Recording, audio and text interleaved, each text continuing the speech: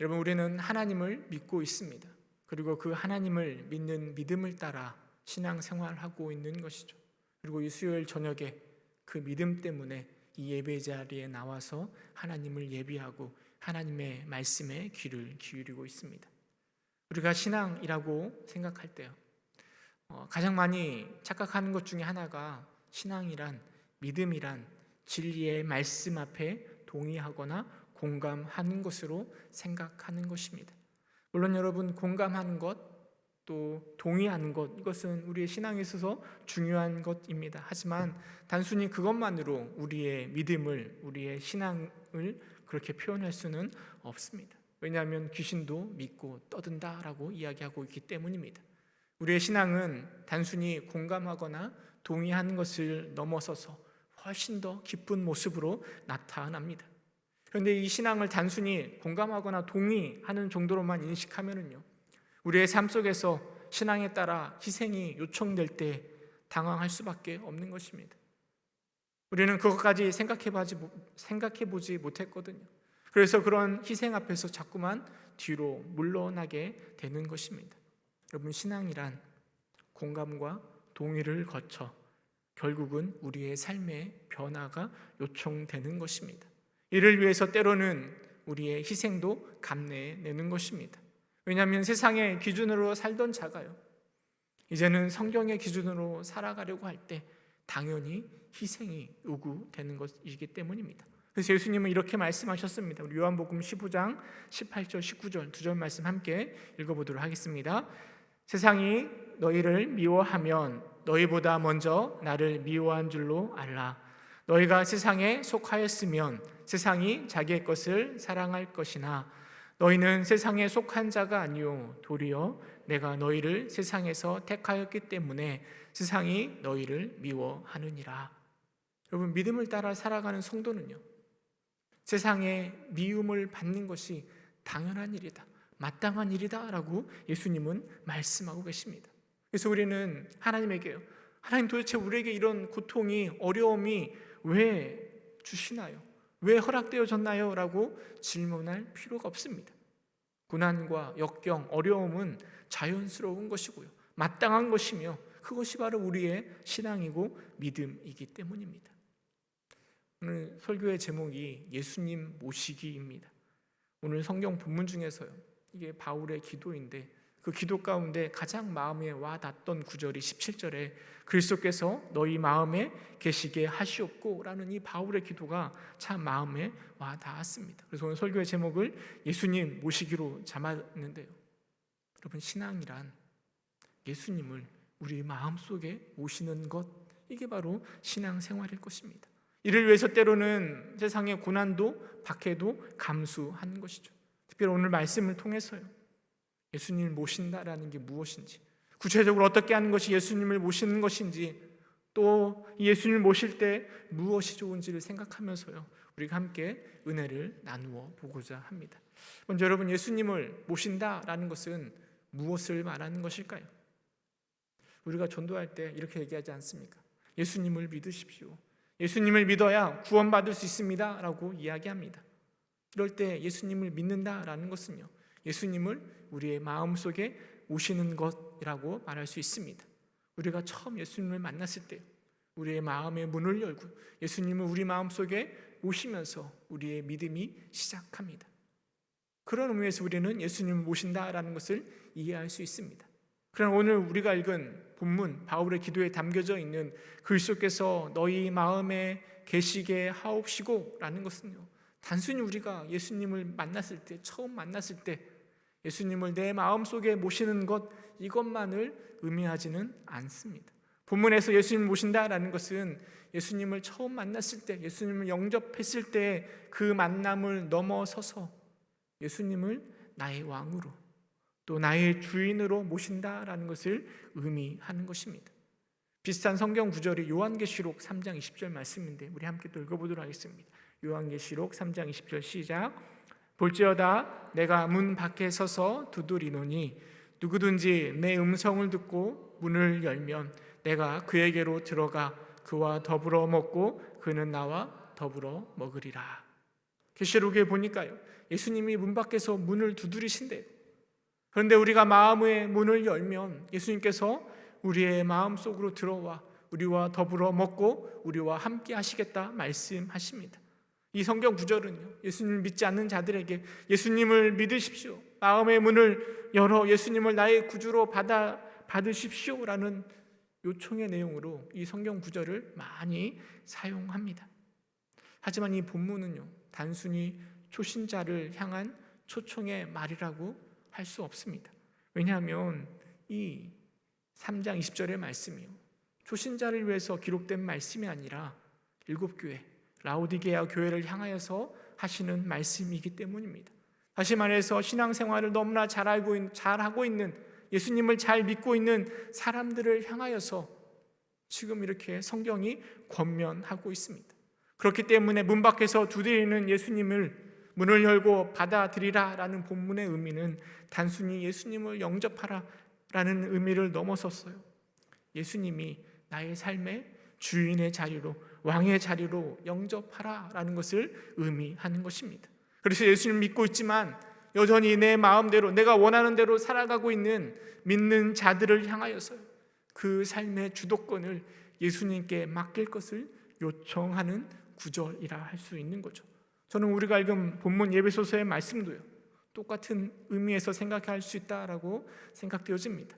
마음에 계시게 하시옵고 라는 것은요, 예수님을 믿지 않는 자들 향한 이야기가 아니라 에베소 교회 성도를 향한 이야기이고요, 마음속에 모신다라는 것은 예수님을 나의 주인으로, 나의 왕으로 모시는 것, 그것을 위해서 간절히 기도하고 있는 바울의 기도문이라고 해석하는 것이 마땅할 것입니다. 여러분들은 예수님을 나의 마음속에 모시고 계십니까?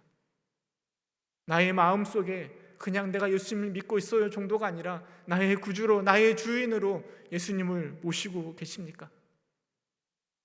참 이것이 어려운 것 같아요. 머릿속으로는, 우리의 삶의 생각 속으로는 당연히 그렇게 해야 된다라고 생각하고 있는데요, 예수님을 나의 왕으로, 나의 구주로 모시는 것이 잘 되지가 않습니다. 왕으로 모시기를 간절히 원하는데, 꺼려하지 않는데, 그럼에도 불구하고 삶의 모습을 보면 예수님이 나의 구주가, 나의 주인이, 나의 왕이 되지 않는 것 같습니다. 우리 예배당에 우리가 같이 다 있는데요, 여기서 가장 비싼 물건이 뭘까요? 둘러보면 아마 저 오르간이 가장 비싼 거 아니겠습니까? 우리는 생각할 수 있습니다. 혹여나 우리 교회에 불이 나면 저 오르간을 들고 먼저 가장 나가야지, 이렇게 생각할 수 있습니다. 근데 실제로 불이 났는데요, 우리가 이걸 들고 갈 수가 없죠. 왜냐하면 우리는 저것을 들 만한 힘이 없기 때문입니다. 마찬가지로 예수님을 우리 마음속에 모시길 원합니다. 주인으로, 왕으로 모시길 원합니다. 그게 정말 예수님을 믿는 크리스찬의 모습인 것을 너무나 잘 알고 있습니다. 그런데 그렇게 살아가려고 하는데 그게 잘 안 되는 거예요. 성경에 기록된 것처럼 마음은 원이로되 육신이 약해서 그것이 잘 이루어지지 않습니다. 말로는 예수님이 나의 구주이고 나의 주인입니다 라고 이야기는 하고 있지만 늘 내 마음대로, 내 원하는 대로 예수님보다 더 앞서서 내가 행동하고 있는 모습을 우리가 보게 되는 거죠. 여러분, 이게 바로 우리의 한계입니다. 여러분, 그렇다면 우리가 어떻게 하면 예수님을 우리의 마음속에 오실 수 있을까요? 삭개오는 뽕나무 위에서 예수님을 만나고요, 순식간에 그 삶이 바뀌었습니다. 돈을 쫓아 살아가던 세리장이었던 그 삭개오가요, 소유의 절반을 팔아 가난한 자들에게 나눠주겠다라고 이야기합니다. 속여서 빼앗은 것이 있으면 4배로 갚겠다라고 이야기하고 있습니다. 우린 삭개오의 모습을 보면서요, 이런 극적인 변화를 나의 삶 가운데 기대합니다. 지금 나의 모습은 이 모양 이 꼴이지만 내가 은혜를 받기만 하면, 예수님이 나를 터치해 주시기만 하면 한 번에 바뀔 수 있다, 한 번에 나의 삶이 확 바뀔 수 있다라고 생각합니다. 물론 그렇게 될 수도 있죠. 하지만 그것은 모든 사람들에게 일어나는 반응은 결코 아닙니다. 그것을 일반화시킬 수가 없습니다. 또 삭개오가 한 번에 순식간에 바뀌었다 하더라도 그것이 지속적으로 이렇게 유지되는 것도 아닙니다. 우리는 연약하고 또 부족해서요, 늘 넘어지는 존재들이라는 거죠. 대부분의 사람들의 반응은요, 소유를 팔아 가난한 자들에게 나눠줘라 라고 이야기할 때 근심하며 돌아갔던 부자 청년처럼 아마 우리들도 다 근심하며 다 돌아갈 것입니다. 하지만 이렇게 한번 실패했다고 해서 모든 것이 다 끝이다, 판가름 났다라고 말할 수는 없습니다. 왜냐하면 예수님께서는 계속해서 문 밖에서 두드리고 계시기 때문입니다. 계속해서 요청하시는 것입니다. 넘어졌다가 도전하고, 또 도전했다가 넘어지고, 넘어졌다가 다시 도전하고, 이것들을 반복하는 게 우리의 신앙의 모습입니다. 출애굽기의 40년의 광야 생활 가운데 이스라엘 백성들의 모습이 그러했습니다. 아니, 이 구약 전체에 나와 있는 이스라엘 백성들의 모습이 그런 모습이에요.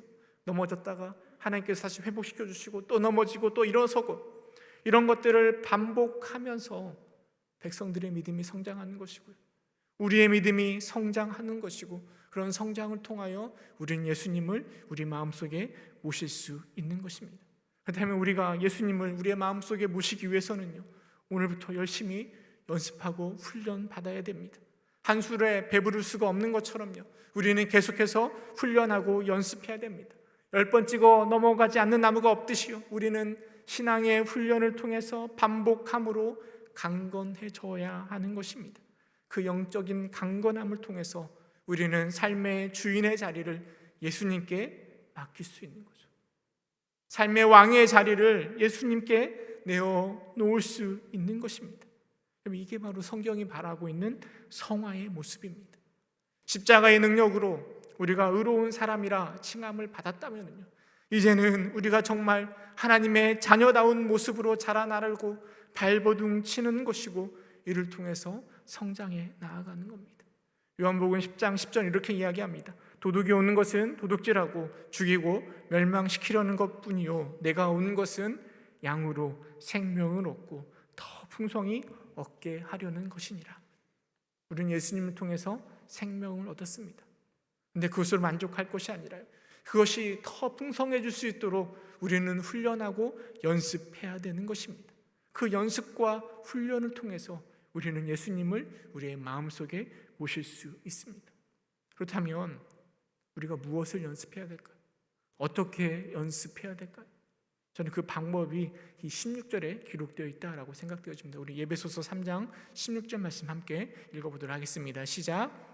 그의 영광의 풍성함을 따라 그의 성령으로 말미암아 너희 속사람을 능력으로 강건하게 하시오며. 본문의 말씀을 통해서요, 우리가 어떻게 훈련받아야 될까?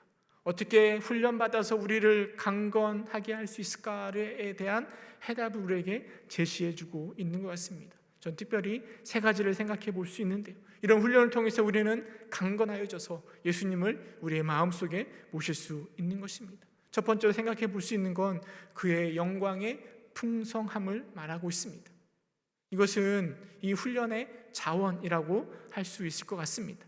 그의 영광이라고 말하는데 여기서 그는 하나님 또는 예수님을 가리키는 것입니다. 그리고 그의 영광이라고 하면 죄로 인하여서 죽을 수밖에 없는 인간을 위해서 하나님이 사용하신 지혜와 은혜와 능력에서 나타나는 영광입니다. 그 영광은 예수님이 인간의 몸으로 이 땅에 오셨을 때 나타나는 영광이고, 예수 그리스도가 십자가를 짊어지심으로 제사함의 은혜를 주신 사역 속에서 나타나는 영광입니다.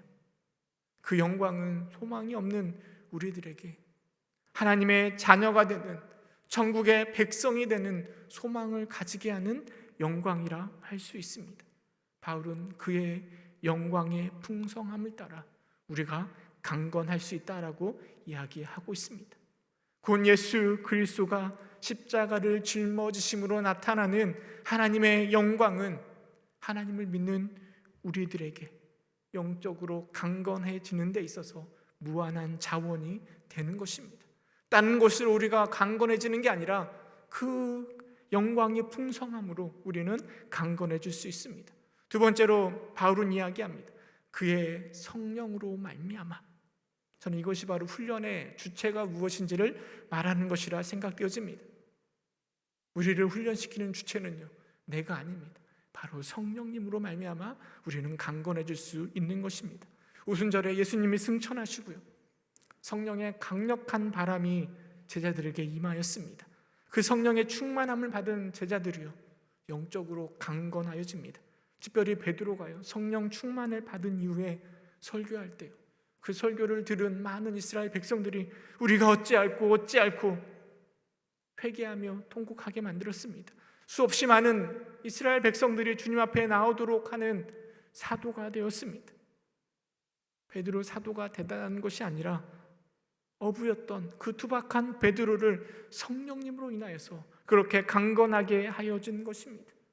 예수님이 요한복음에 보면 이렇게 말씀하십니다. 14장 26절을 보니까요, 보혜사 곧 아버지께서 내 이름으로 보내실 성령, 그가 너희에게 모든 것을 가르치고 내가 너희에게 말한 모든 것을 생각나게 하리라.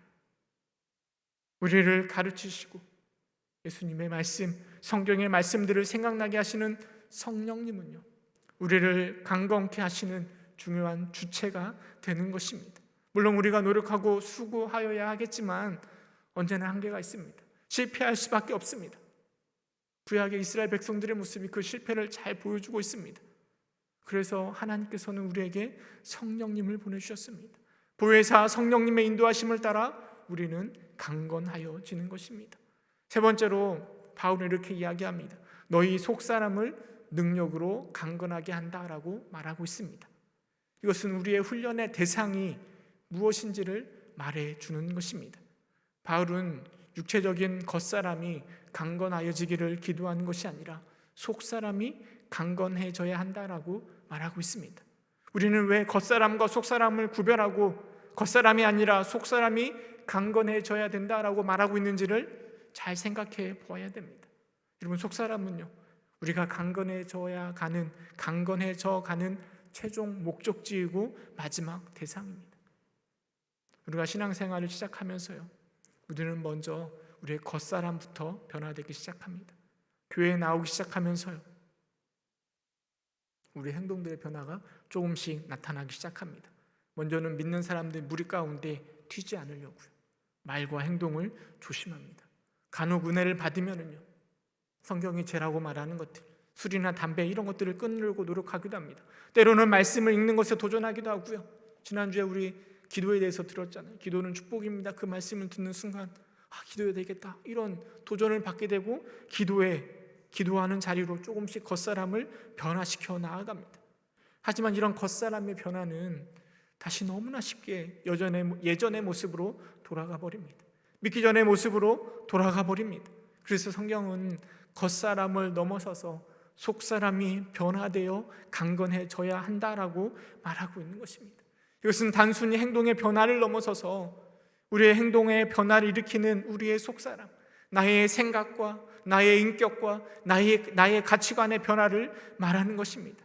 그리고 그렇게 변화된 나의 속사람은요, 이제는 의식하지 않아도 나의 겉사람이 자연히 속사람을 따르는 자로 변화되는 것입니다. 속사람이 변화되어서 강건해지면은요, 겉사람은 의식하지 않아도 자연스럽게 속사람을 따라가는 거죠. 속사람이 변화되기 전에는요, 겉사람을 바르게 행동하려고 늘 의식해야 됩니다. 힘을 줘야 됩니다. 눌러야 되고 통제해야 됩니다. 그런데 변화된 속사람은 이제 그럴 필요가 없는 것이죠.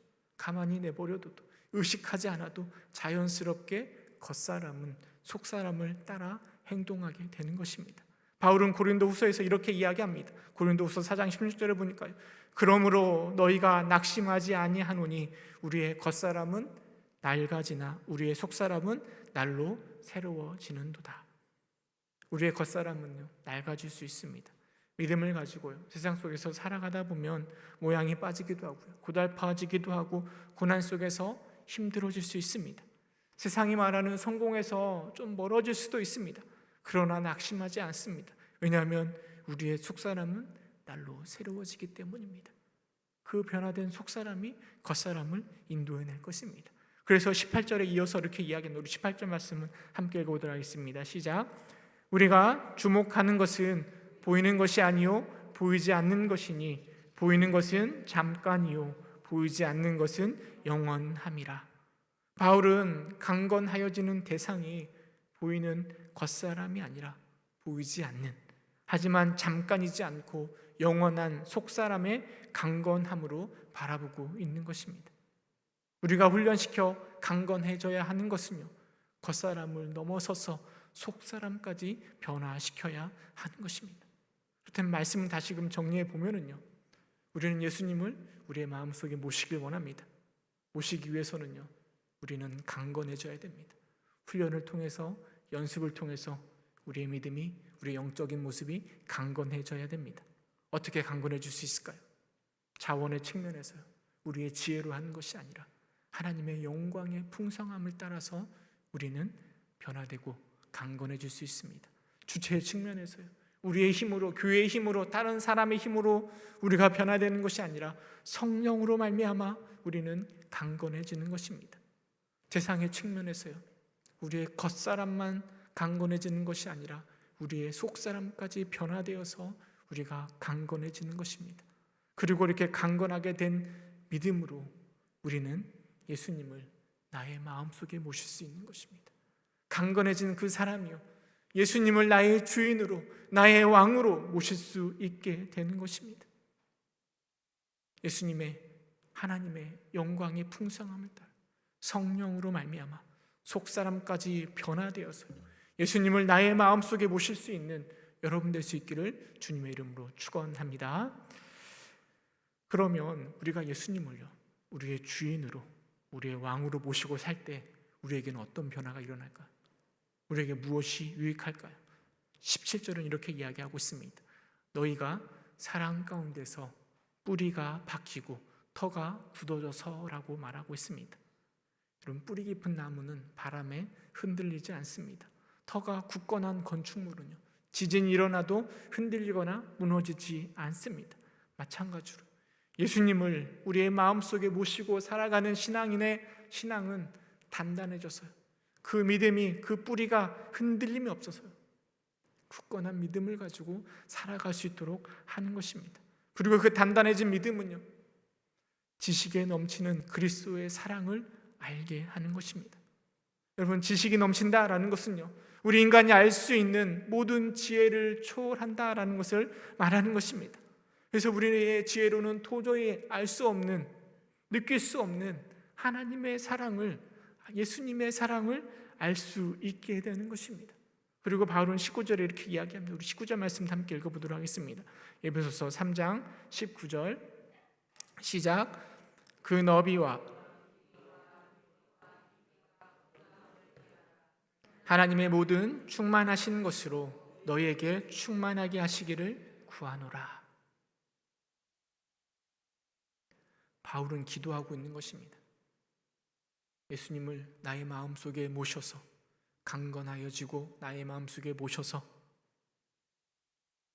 예수님을 통하여서 그 크신 사랑, 예수님이 우리에게 베풀어 주신 그 사랑을 알기를 원하고요, 그 사랑의 깊이를 알기를 원한다라고 바울은 기도하고 있는 것입니다. 존 스토트 목사님은요, 본문에 말하는 예수님의 사랑에 대해서 이렇게 이야기합니다. 모든 인류를 수용할 수 있을 만큼 넉넉히 넓고 세상의 시간을 넘어서 계속될 만큼 영원히 길고 그리스도를 하늘로 올릴 수 있을 만큼 지극히 높으며 가장 타락한 인간을 구원할 만큼 충분히 깊은 예수님의 사랑, 그 사랑이 충만하여지기를 간구하고 있습니다. 우리가 알지도 깨닫지도 못하는 그리스도의 사랑을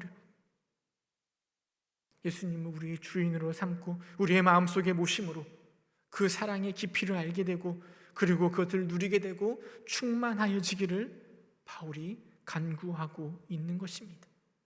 그 간구가 에베소 교회를 향할 뿐만 아니라 오늘을 살아가고 있는 우리를 향하여 말하고 있는 것입니다. 그리스도의 그 사랑으로 충만해지기를, 그 넓이와 깊이와 높이와 그 모든 것을 깨달아 그 사랑으로 충만해지기를 바울이 우리 가운데 간구하고 있는 것입니다.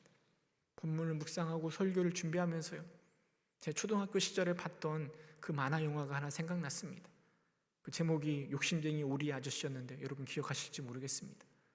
스크루지 맥덕이라는 주인공, 오리 주인공이 나오는데요, 그는 부자입니다.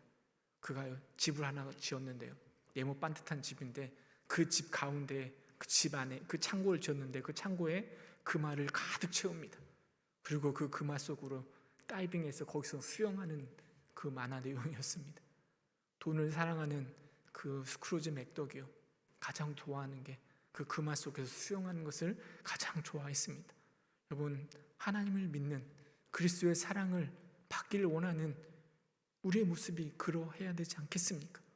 그리스도의 그 크신 사랑의 깊이와 높이와 넓이를 깨달아서요, 그 사랑을 우리의 삶 속에 그 스크루지 맥덕이 그 금화로 된 그곳에서 수영하는 것처럼 우리의 삶 속에 수영치면서 충만함을 누리고 평안함을 누리고 그 사랑의 깊이를 깨달아 알며 살아가는 게 정말 그게 믿는 자들의 행복 아니겠습니까?